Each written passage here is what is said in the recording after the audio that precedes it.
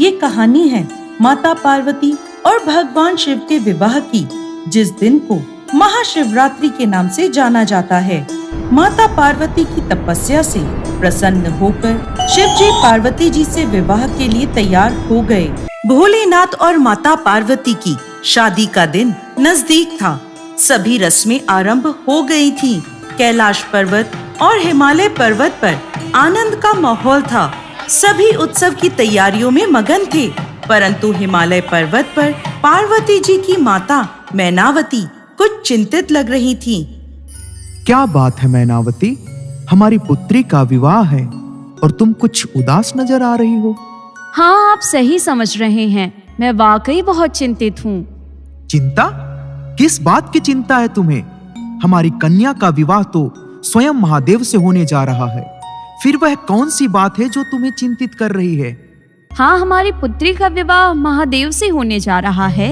ये एक अति उत्तम बात है, परंतु क्या मैनावती? मैं ये सोच रही हूँ कि हमारी पुत्री वहाँ कैलाश पर कैसे रहेगी। शिव तो सन्यासियों का जीवन जीते हैं। भूत, प्रेत, नाग और अपने गढ़ों से सदैव घिरे रहते हैं। मेरी फूल सी राजकुमारी वहाँ कैसे रहेगी? अरे, यह भी चिंता की कोई बात है भला? हमारी पुत्री एक तेजस्वी और सर्वगुण संपन्न कन्या है। भोलेनाथ को दामाद के रूप में पाकर हम धन्य हो गए हैं और पार्वती ने स्वयं ही उन्हें घोर तपस्या करके पति के रूप में प्राप्त किया है। फिर कैसे चिंता? ठीक है, जैसा आप उचित समझे, परंतु किस लिए देवी? पार्वती को हल्दी लगाने की रस्म की जानी है और अभी तक कैलाश से शगुन की हल्दी भी नहीं आई। वहाँ कौन स्त्री है जो शगुन की हल्दी का ध्यान रखेगी? मेरी पुत्री का तो शादी के बाद कैलाश पर स्वागत करने के लिए कोई भी स्त्री उपस्थित नहीं होगी।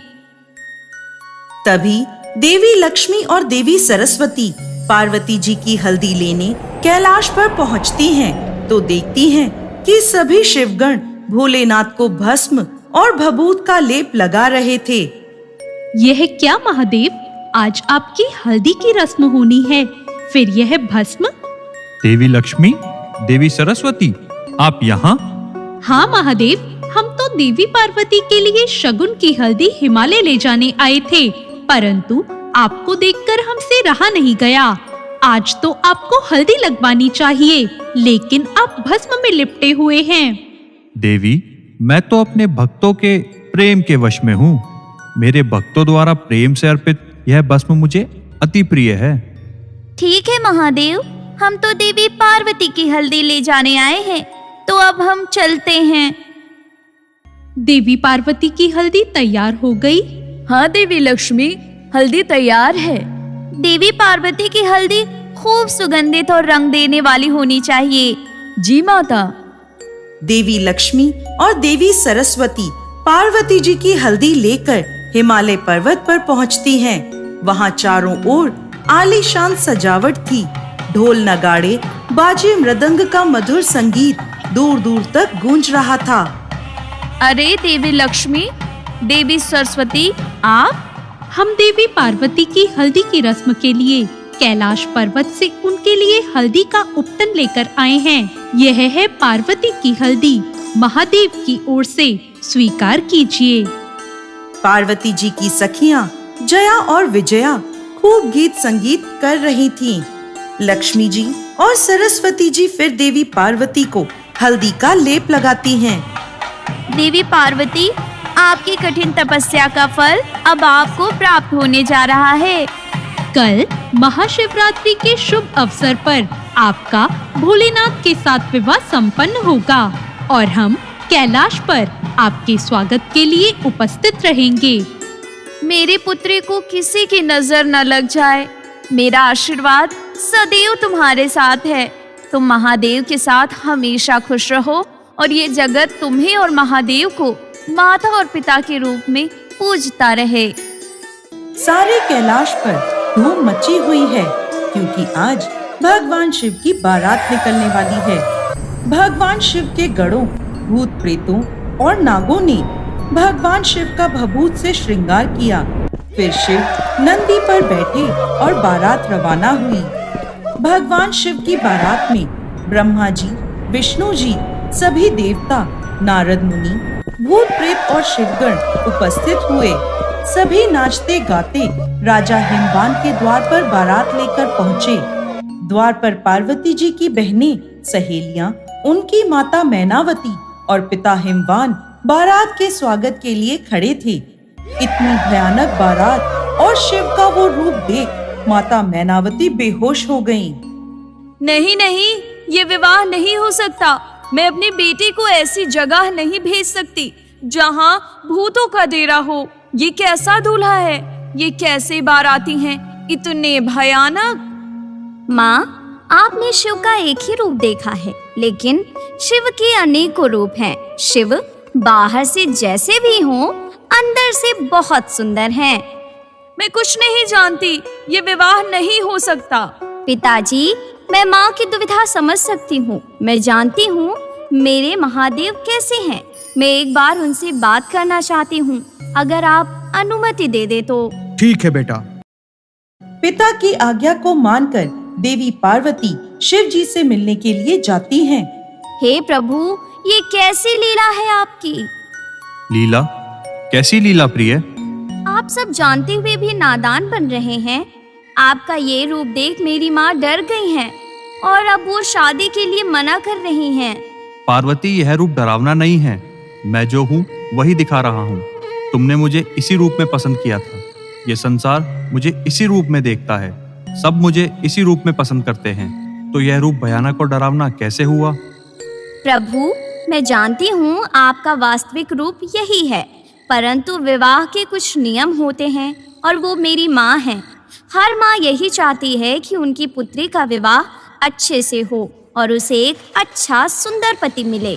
सुंदरता की पराकाष्ठा यह शरीर नहीं है, बल्कि ये मन है पार्वती। सुंदरता मन में होती है। यह शरीर तो नश्वर है। माता पिता, तनिक भी चिंता ना होइए। हम महादेव को तैयार करेंगे। हम महादेव को इतना सुंदर बनाएंगे कि स्वयं चंद्रमा भी इनके आगे व्यर्थ लगेगा। भोलेनाथ और देवी पार्वती की आज्ञा लेकर सभी देवता भगवान शिव को संवारने लग जाते हैं। उन्हें दूध और चंदन से नहलाया जाता है। उनको महंगे महंगे आभूषण व सोने चांदी की मालाएं पहनाई जाती हैं। सभी देवता भगवान शिव को सजाकर मंडप की ओर ले आते हैं, जहां पार्वती जी, माता मैनावती, हिमवान, पंडित, ऋषि, ब्राह्मण, विष्णु और सभी देव शिव गणों के साथ उनकी राह देख रहे होते हैं। भोलेनाथ का ये अद्भुत रूप देखकर सभी मोहित हो उठते हैं। किसी ने भी भोलेनाथ को इतने दिव्य रूप में पहले कभी नहीं देखा था। ऐसा लग रहा था मानो सारे संसार की सुंदरता शिव के शीश पर आ बैठी हो। फिर सभी साथ में बैठकर विवाह के कार्यक्रम संपन्न करते हैं। हिमालय पर राजकुमारी पार्वती की शादी हो रही थी, इसलिए विवाह समारोह से पहले एक अहम रस्म होनी बाकी थी। वर वधू दोनों की वंशावली घोषित की जानी थी। एक राजा के लिए उसकी वंशावली सबसे अहम होती है, जो उसके जीवन का गौरव होती है। तो पार्वती जी की वंशावली का खूब बखान धूमधाम से किया गया। आखिरकार जब उन्होंने अपने वंश के गौरव का बखान खत्म किया, तो वो उस ओर मुड़े जिधर शिव जी बैठे थे, लेकिन भगवान शिव और उनके सभी साथी मौन थे। अरे ये कैसा वर है? इसकी तरफ से कोई नहीं है जो इसके वंश का बखान करे, जो इसके वंश के बारे में बोले। अरे कोई तो बोलो, कोई तो बताए इस वर की वंशावली। क्या वर का कोई परिवार नहीं है? कोई नहीं जानता वर के परिवार के बारे में? क्या एक इतने बड़े राजा की पुत्री एक ऐसे घर में जाएगी जिसकी कोई वंशावली नहीं है? लोगों के ये प्रश्न सुनकर राजा हिमवान चिंतित हो जाते हैं। भगवान शिव भी यहाँ मौन बैठे रहते हैं। तभी ये सारे प्रश्न सुन नारद मुनि खड़े होते हैं और कहते हैं, स्वामी, वर के माता पिता नहीं हैं। क्या आप यह कहना चाहते हैं कि यह अपने माता पिता के बारे में नहीं जानता? नहीं, इनके माता पिता ही नहीं हैं। इनकी कोई विरासत नहीं है। इनका कोई गोत्र नहीं है।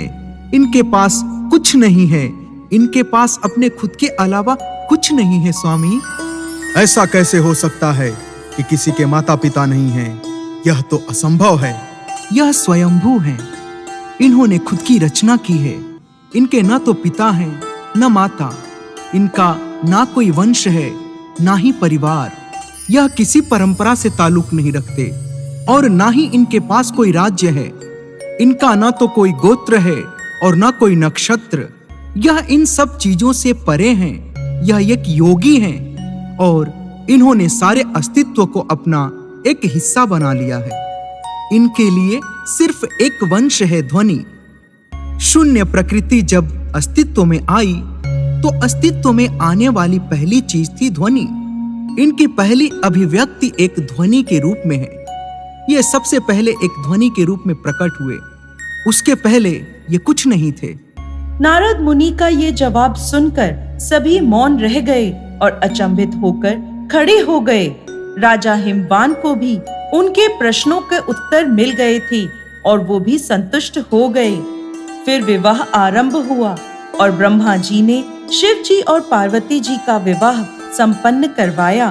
तब से आज तक इस दिन को महाशिवरात्रि के रूप में जाना जाता है।